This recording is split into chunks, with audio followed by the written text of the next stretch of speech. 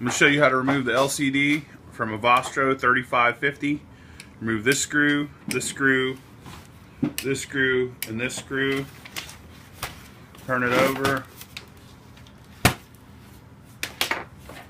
Remove the keyboard by pushing in the tabs.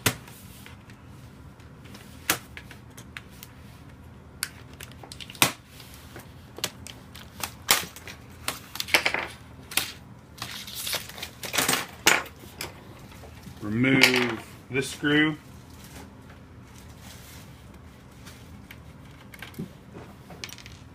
There's a screw right here. No. There is a screw normally here and here. Somebody already must have removed those. Remove this ribbon cable. This ribbon cable. Go ahead and take that one out. Don't matter. And then pop that off. This does not come up even though it says up. It goes out.